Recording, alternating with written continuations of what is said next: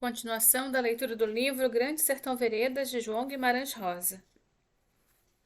Somente se eu tiver feito, Siobaldo, eu estou todo, entro direito na política. Antes me confessou essa única sina que ambicionava, de muito coração, e era de ser deputado. Pediu segredo e eu não gostei, porque eu estava sabendo que todos já aventavam aquela toleima. Por detrás dele até anteciparam alcunha, o deputado. O mundo é assim, mas mesmo desse jeito, o pessoal todo não regateava a ele a maior dedicação de respeito, por via de sua macheza. Ah, Zé Bebelo era o do duro. 7 punhais de 7 aços, trouxados numa bainha só.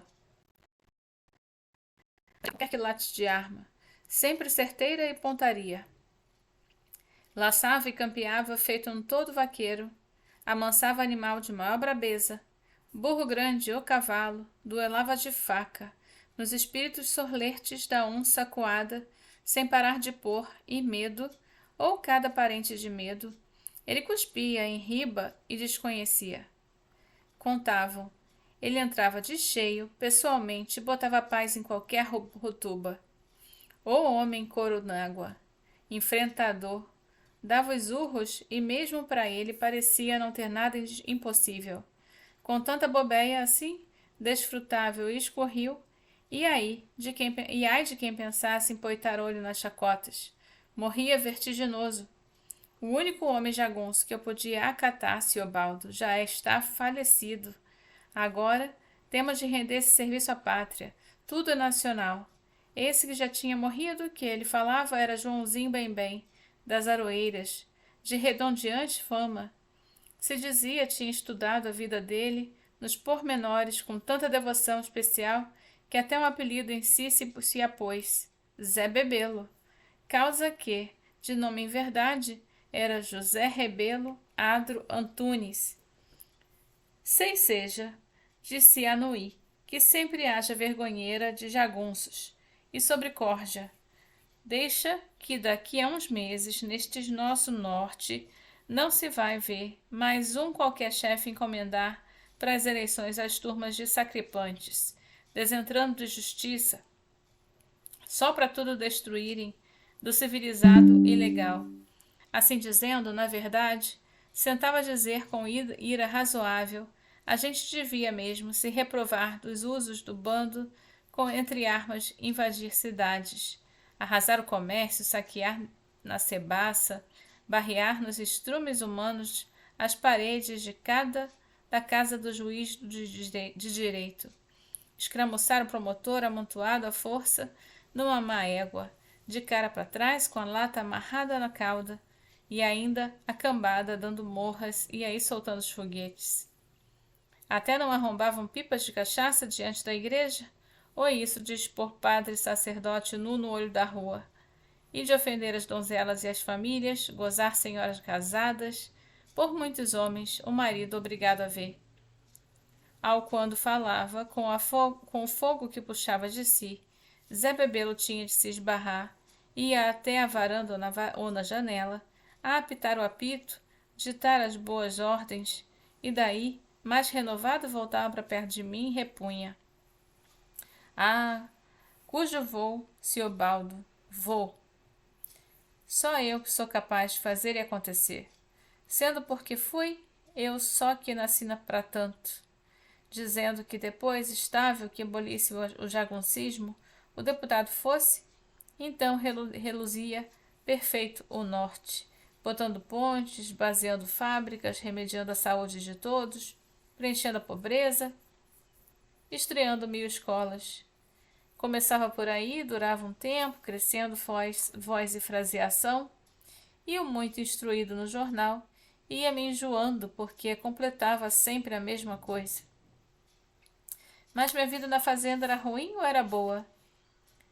Se melhor era, arre, eu estava feito um inhampas. Aí lordeei, me acostumei com o fácil movimento, entrei de amizade com os capangas. Sempre chegavam pessoas de fora que conversavam em sozinhos com o Zé Bebelo, gente de cidade. De um eu soube que era delegado em missão, e ele me apresentava com a honra de professor Riobaldo. Secretário sendo, nas folgas vagas eu ia nos companheiros obra de légua dali e no leva, aonde estavam arranchadas as mulheres, mais de 50. Elas vinham vindo tantas que quase todo dia mais tinham de baratear.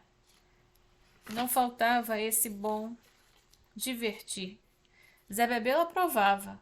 Onde é que já se viu homem valer, se não tem à mão o estado das raparigas, onde é? Mesmo cachaça ele fornecia com regra. Melhor, se não eles por si providenciam, dão logo em abusos, em patuleias. Isso explicava. Demais de tudo se prazia fartura confortável. Abastava comida, armamentos de primeira, montes de munição, roupas e calçados para os melhores, e o cobre para o semanal de pagamento, pois nenhum daqueles homens estavam ali pelo amor de Deus, mas ajeitando seu meio de viver. Diziam que era dinheiro do cofre do governo, parecia. A tal que, enfim, veio o dia de sair, guerreiramente por vales e montes, a gente toda, oi o alarido, aos quantos gritos um araral revoou avante de pássaros. O senhor mesmo nunca viu coisa assim, só em romance descrito, de glória e avião de própria soldadeza, e cavalos que davam até medo de não se achar pasto que chegasse, e o pessoal perto por uns 1000, acompanhado dos chefes de turma, que ele dava patente de serem seus sotenentes e oficiais de 1/3. Zé Bebelo, montado num forduço russo pombo e com um chapéu distintíssimo na cabeça, repassava dali para ali, erguendo bem, vistoriava, e me chamou para junto. Eu tinha de ter à mão um caderno grosso para por ordem dele assentar nomes, números e diversos amanuense. Com eles eu estava vindo. Então o senhor vê. Vinha para conhecer esse destino, meu Deus. O que me animou foi ele predizer que quando eu mais não quisesse, era só opor um aceno e ele dava baixa e alta de me ir embora. Digo que fui, digo que gostei, a passeata forte, pronta comida, bons repousos, companheiragem. O teor da gente se distraía bem. Eu avistava as novas estradas, diversidade de terras, se amanhecia num lugar, se ia à noite noutro, tudo que podia ser ranço ou discórdia consigo restava para trás. Eram, enfim, era mais, há de dará, é para diante, quando se formar combate. Uns proseavam, Zé Bebelo querendo, sabia o que queria. Homem de muita raposice, já no saído em Anva, tinha composto seu povo em avulsos. Cada grupo, cada rumo. Um pelo São Aberto, da mão direita, outro pelo Riacho Fundo e o córrego do Sanhá. Outro se separou da gente, no só aqui, indo a Ribeirão da Barra. Outro tromou sempre a mão esquerda, entre o costeando o ombro do São Francisco, mas nós, que vínhamos mais a bebê-lo, mesmo em capitania, rompemos no meio, seguindo o traço do córrego Felicidade. Passamos perto de Vila Inconfidência, viemos acampar no Arraial Pedra Branca, beira do Água Branca, e tudo correndo bem, de um batalhão para outro, se expedia a gente com ordens e recados. Arrastávamos uma rede grande, peixe grande por pegar, e foi. Eu não vi essa célebre batalha. Eu tinha ficado na Pedra Branca. Não por medo, não, mas é Bebelo que mandou. Tem paciência, você espera, para reunir os municipais no lugar de fazer discurso. Logo que um estafeta vier relatar que foi nossa primeira vitória. Se deu o que se disse, só que em vez de estafeta, a galope veio o Zé Bebelo mesmo. Eu tinha ficado com ruma dos foguetes para soltar e foi festa. Zé Bebelo mandou dispor uma tábua por cima de um canto da cerca, conforme ele ali subiu e muito falou. Cima de um canto de cerca, referiu, para lá do rio Pacu, do município de Brasília, tinham volteado um bando de jagunços e com valentão Hermógenes à testa, e derrotado total. Mais de 10 mortos, mais de 10 cabras agarrados presos. Infelizmente, só foi que aquele Hermógenes conseguia de fugir. Mas não podia ir tão longe. Ao que Zé Bebelo elogiou a lei, deu viva ao governo, para perto futuro prometeu muita coisa republicana. Depois inseriu que eu falasse discurso também. E tive de... Bem, você deve citar mais, é o meu nome, o que por meu recato não versei, e para muito nacional. Se me soprou, cumpri. O que um homem assim devia ser deputado, eu disse, encalquei. Acabei, ele mesmo abraçou. O povo, eu acho que apreciava. E daí? Quando se estava no depois do almoço, vieram cavalheiros nossos, tangendo os troços de presos.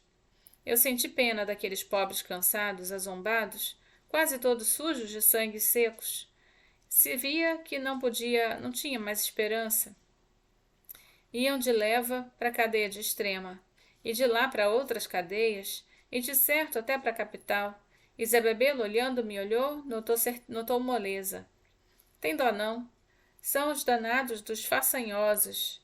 Ah, era, disso eu sabia. Mas como ia não ter pena? O que demasia na gente é a força feia do sofrimento. Própria não é a qualidade do sofrente. Pensei que agora podíamos merecer mais descanso.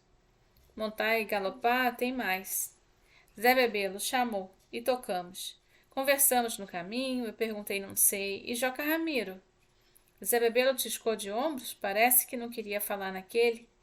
Daí me deu gosto de menor maldade, de explicar como era fabuloso o estado de Joca Ramiro. Como tudo ele sabia e provia, e ele até que trazia um homem só para um ofício de ferrador, com a tendinha e as ferramentas, e o tudo mais versante aos animais, o que ouvindo Zé Bebelo esbarrou.